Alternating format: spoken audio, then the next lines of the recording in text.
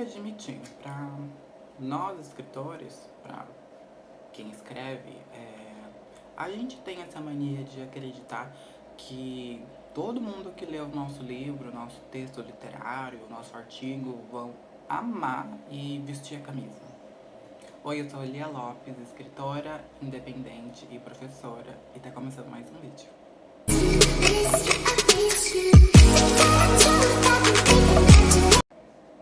É meio difícil falar sobre isso porque a gente tá falando de um lugar bem pessoal, né? A gente tá falando de, muitas das vezes, escritas que vão levar aos nossos sentimentos, o que a gente pensa, coisas que a gente já viveu ou coisas que pessoas muito próximas da gente vão viver, ou já viveram, né?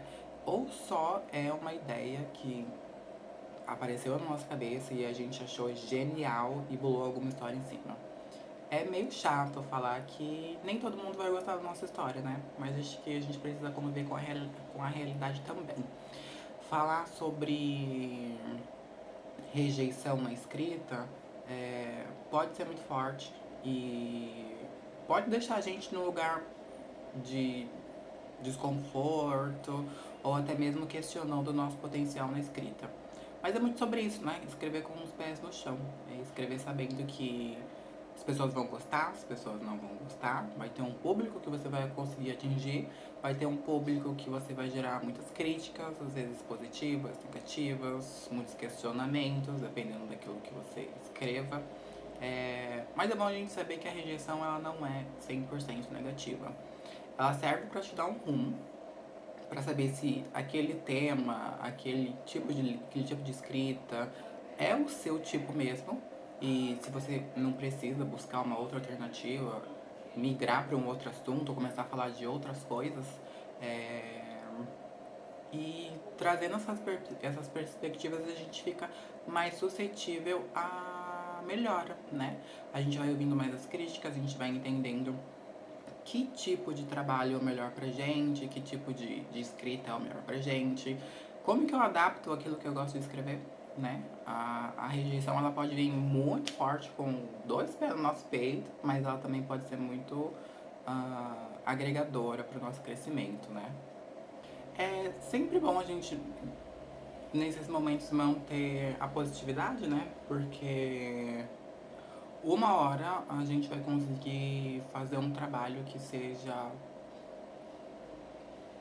não excepcional, mas que traga um bom resultado, né? A gente sempre busca, principalmente nos nossos primeiros livros que a gente escreve, a gente sempre busca que as pessoas vão comprar a ideia logo de cara e vão gostar muito do que a gente está escrevendo. Mas às vezes nem é sobre isso, né? Às vezes é sobre o seu processo de escrita até chegar no momento que as pessoas realmente vão gostar do que você está escrevendo. E não leva isso pro pessoal, não se questionem quanto a isso, porque a gente está escrevendo, além de estarmos escrevendo para nós mesmos, nós estamos escrevendo para as pessoas também, né? A gente quer que outras pessoas consumam o nosso trabalho, a gente quer que outras pessoas comentem sobre o nosso trabalho, então isso vai gerar crítica mesmo, né? Acho que é sempre bom manter a positividade nesses momentos pra gente poder entender que nem tudo é sobre um trabalho ruim, nem tudo é sobre uma escrita que não foi tão bem desenvolvida. Às vezes é sobre crescimento, às vezes é sobre crescimento pessoal, profissional. O que eu posso fazer para melhorar ainda mais essa minha escrita? Como que eu posso deixar ela mais próxima do público?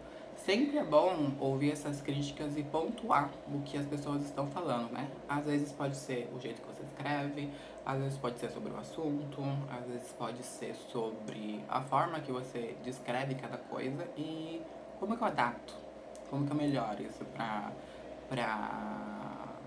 minha história, pro meu desenvolvimento. Sempre bom a gente usar todas essas críticas para potencializar mais a nossa escrita, a nossa trajetória e fazer com que os próximos trabalhos sejam muito melhores do que os anteriores. Acho que essa é a principal premissa de todo mundo que escreve, né? Sempre escrever uma obra que seja melhor do que a outra. E ainda falando um pouquinho sobre pegar as críticas, além de ouvir tudo isso e conseguir aplicar no seu trabalho, isso mostra muita maturidade. Porque em muitos momentos a gente pode ficar pra baixo, a gente pode ficar triste. Já me peguei nesse cenário várias vezes, olhando para algumas obras que eu imaginei que seriam incríveis e não foram tão bem recepcionadas pelas pessoas. E, poxa, sabe? Gastei tempo, gastei energia e as pessoas estão criticando o meu trabalho. É, mas é muito sobre a gente potencializar tudo, todas essas falas, todas essas críticas e trazer pra gente. Isso mostra muita maturidade, isso mostra muito crescimento, é, tanto pessoal, porque a gente está desenvolvendo o nosso pensamento crítico sobre os outros, sobre o nosso próprio trabalho, e isso faz com que a gente fique cada vez mais maduro para receber novas ideias de fora. Às vezes, muitas pessoas vão sugerir algo em alguma etapa da sua história que poderia se encaixar muito melhor, sabe? São visões diferentes. E pegando todas essas críticas e maturando com muita maturidade, é, você acaba evoluindo muito mais. Você acaba evoluindo muito mais e as pessoas percebem. E com certeza elas vão perceber isso nas suas próximas obras, vão ver que houve um bom desempenho, um bom desenvolvimento entre uma pessoa e outra, né? Entre o seu eu anterior e o seu eu atual. Isso vai trazer muitos pontos positivos. Acho que a maturidade na escrita serve pra isso, né? Pra gente pegar todos os pontos que a gente às vezes vê como uma crítica não construtiva ou apenas alguém querendo falar ou desmerecer o seu trabalho e trazer isso pra realidade, né? É sempre bom pontuar, colocar no papel, comparar o seu trabalho com o que falaram. Isso vai trazer muito mais tangibilidade pro seu eu entender que não é só uma crítica vaga, né? E as críticas que forem vagas, a gente descarta, né? Porque, sim, tem muitas pessoas que vão dar opiniões porque ou entendem do assunto ou só imaginaram alguma coisa diferente. E tem muita gente que vai dar uma opinião só porque quis mesmo. E aí vale você ser muito maduro para poder filtrar isso também e entender o que é uma opinião válida e o que não é. E não deixar essas coisas te afetarem também. E se eu posso dar uma dica para esse assunto, ou se tem, né, alguma dica ou estratégia para esse assunto, é buscar referências.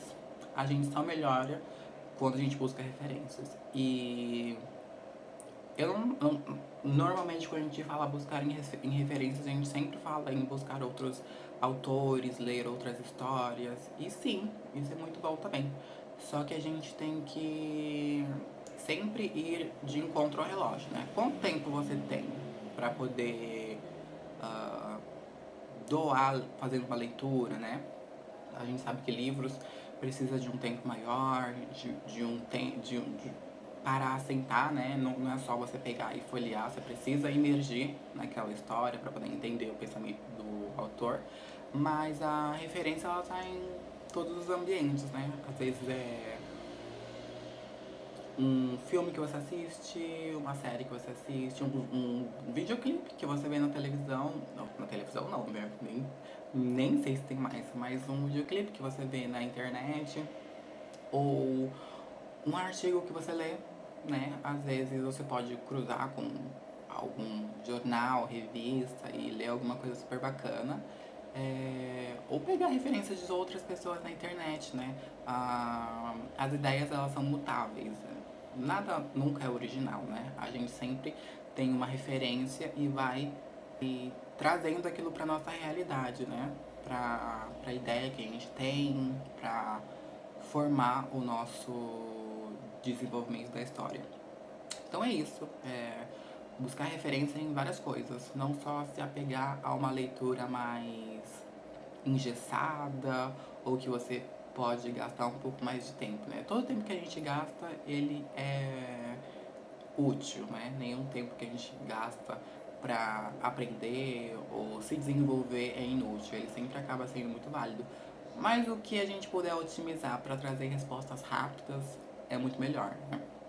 Então não se apegue só a leituras ah, mais formais ou que você tenha que ir atrás de um autor específico, não é bem assim que funciona. A ideia ela tá na nossa cabeça, às vezes ela tá adormecida na nossa cabeça, a gente só precisa de um gatilho para ela aparecer. E são nas buscas dessas referências que você vai conseguir entender qual é o melhor caminho para sua ideia florescer. Bom, espero que vocês tenham gostado desse vídeo. Espero que eu consiga ter ajudado também com algum tipo de esclarecimento. E é isso, né? A escrita, ela é o nosso ponto. Então a gente precisa ser maduro, estar com o pé no chão, para que as coisas possam fluir bem, né? Espero ter ajudado, esclarecido. E a gente se vê nos próximos vídeos.